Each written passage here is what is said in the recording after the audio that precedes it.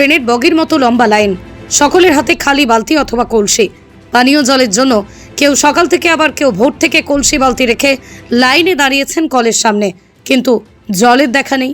এই সমস্যা এক দুদিনের নয়, প্রায় 1 বছর হতে চলল। গরম পড়তেই সেই সমস্যা আরও তীব্র আকার ধারণ করেছে। প্রতিবাদে বিক্ষোভ দেখালেন গ্রামবাসীরা।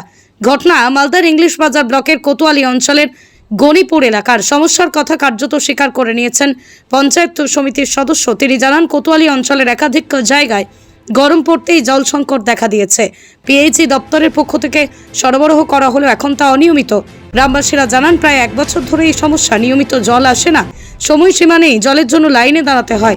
তাও বিগত কয়েকদিন ধরে জল আসছে না, জল কিনে খাওয়ার সামর্থ্য নেই তাদের। বিষয়টি তারা সংশ্লিষ্ট গ্রাম পঞ্চায়েত থেকে জেলা পরিষদকে জানিয়েও কোনো লাভ হয়নি বলেই অভিযোগ। Only 50 meters from Palpara railway station and 1.5 kilometer from National Highway, Palishuri Supermarket Complex, the largest market complex in Nadia district. 1, 2, 3, 4 BHK flats starting from 11.99 lakhs. Instant bank loan.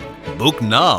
যে দাবি আপনার তীব্র জলসংকট এই এলাকা কোতোয়ালি অঞ্চলের এই এলাকাটা পড়ছে গণিপুর এলাকা। গণিপুরের মানুষের যে আপনাদের যে অভিযোগ জানিয়েছে, ঘটনাটা সত্য যে এই এলাকায় আর্সেনিক মুক্ত একটা প্রকল্প আছে অলরেডি, এবং আমাদের পিএইচই থেকেও একটা আমাদের বাড়ি বাড়ি যে জলের প্রকল্প, মমতা বন্দ্যোপাধ্যায়ের যে স্বপ্নের প্রকল্প জল জীবন মিশন, সেই জল জীবন মিশনের আওতায় প্রত্যেকটা বাড়িতে পাইপলাইনের কাজ শুরু হয়েছে।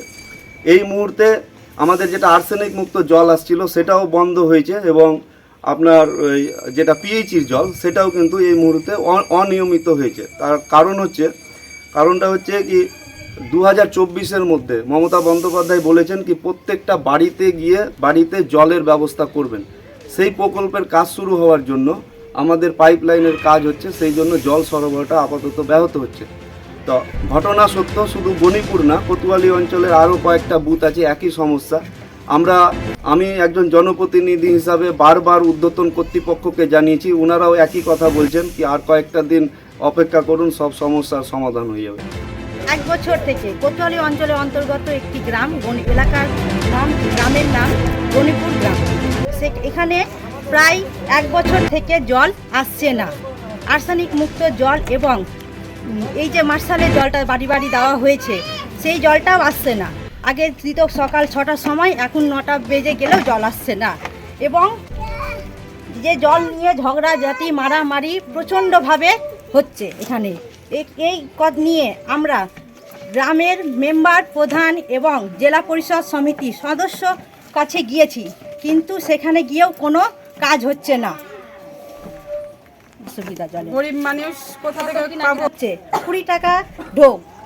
আমরা গরিব মানুষ, লেবার মানুষ, কি করে 20 টাকা ঢোক জল কিনে খাবে? আজকে কখন লাগিয়েছিলেন ঢোকটা এখানে? ঢোকটা লাগানো আছে কাল থেকেই, ঢোকটা লাইনেই লাগানো আছে জলের জন্য। জল কি মাঝে সাঝে এসেছিল? মাঝে সাঝে আসছে, সেই রকমই জল, কোনো স্পিড পড়ে না, সুতার মতন জল পড়ে। কি চাইছেন আপনারা? আমরা চাইছি জল পাক। আমরা জল না পেলে তো হবে না, তা তো গরিব মানুষ আমরা কোথায় যাব? জল কিনে খেতে পারবো কি? আমরা পারবো না। আমার নাম মাঝি দাস। খুব ভুগছি, এখানে কোনো জল আসছে না। এখানে যে দেখেন লাইন লাগিয়ে রেখেছে, কাল থেকে লাইন লাগানো হয়েছে, কিন্তু জল পাই মেম্বারকে জানানো হয়েছে, আমাদের গ্রামের ছেলে সঞ্জয় কুমার দাস, এবং জেলা পরিষদের মেম্বারকেও জানানো হয়েছে, প্রতিভা সিংহকে। তো এখানে জলের খুব সমস্যা হচ্ছে। এটা আমরা জলের জন্য আর্জি জানাচ্ছি প্রশাসনের কাছে। যদি প্রশাসন এটার স্টেপ না নেয় তাহলে আমরা বড় সড়ো আন্দোলন করতে নামবো। কতদিন থেকে জলটা আসছে না আপনার এখানে? প্রায় এখানে জলটা 1 বছর থেকেই আসছে না। আর আপনার যেটা আর্সেনিক মুক্তটা তো ওটা পাচ্ছি না, যে জলটা আপনার এখান থেকে আসে আর্সেনিক মুক্ত যেটা আপনার ওই ইয়েতে থেকে, ওই মানিকচক থেকে। আর তারপরে যেটা আপনার এটা ওই মার্শালের যে জলটা ছাড়ছিল সেই জলটাও এখন আর দিচ্ছে না। সেই জলটাও কোনো টাইম নেই, টেবিল নেই। যেটুকুও টাইমের মধ্যেও যদি মানে টাইমের বাইরেও দেয় তো হালকা পরিমাণে যদিও দেয় তবুও হয়, মানে একদমই জলটা ছাড়ছেই না, কোনো স্পিড নাই। যদিও দিচ্ছে তো কোনো স্পিড নাই, একদম হালকা সুতার মতো পড়ছে। হ্যাঁ, এই জন্য আমরা প্রশাসনের কাছে আর্জি জানাচ্ছি যাতে জলের ব্যবস্থাটা ঠিকঠাকভাবে হোক, জলটা যাতে আসে, মানুষ পায়। আর এত গরমে জলের খুব সমস্যা। এটা কোন এলাকা? এটা আমাদের গণিপুর এলাকা। কত বাড়ি আছে এখানে মোটামুটি? এখানে প্রায় আপনার 250 মতো বাড়ি আছে। সব এলাকাতে জল নেই? কোনো আমাদের গণিপুরের মধ্যে কোথাও জল পাচ্ছে না। কি চাইছেন তাহলে আপনারা এখন? আমরা চাইছি যাতে জলের সমস্যাটা দূর হোক, আর যদি জলের সমস্যাটা দূর না হয় তাহলে আমরা প্রশাসনের কাছে আবার যাব। আর আমরা না যদি হয় তাহলে আমরা বড় সড়ো আন্দোলনে নামবো আবার এই জলে। আপনার নাম? আমার নাম পার্থ দাস। জল খেতেও পাচ্ছি না, আমরা গরিব মানুষ, জল কেনার সামর্থ্যটাও নেই। আমরা জলের জন্য খুব আবেদন জানাচ্ছি, জল আসছে না, তার জন্য আমরা এই ওয়ার্ডটা নিতেই বেছে নিয়েছি। কতদিন থেকে আসছে না? মোটামুটি কটার সময় জল আসতো আগে, এখন কটার সময়? আগে 6টার সময় আসতো, এখন সেও আসে না। এখন 9টার সময় ছাড়ে, কোনো সময় জল আসেই না, একদম বন্ধ। কাল থেকে লাইন লেগে আছে, এখনও জল ছাড়ছে না। কি চাইছেন তাহলে এখন? এখন চাইছি জলটা ভালোভাবে যাতে ছাড়ে, যাতে আমরা সবাই খেতে পাই, সবাই ভালোভাবে বাঁচতে পারি। আপনার নাম? রিঙ্কি দাস।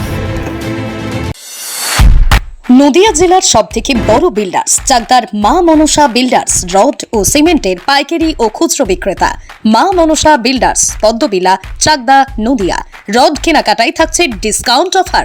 মা মনসা বিল্ডার্স। নদিয়ার সবথেকে বড় English medium school JRS public school প্রায় 35 বিঘা জমির ওপর গড়ে উঠেছে বিশাল ক্যাম্পাস। নার্সারি থেকে শুরু করে উচ্চ মাধ্যমিক, ITI college, law college, B Ed college, ভর্তি চলছে। JRS public. আপনি কোথায় ইনভেস্ট করবেন, কেন করবেন, বুঝতে পারছেন না তো?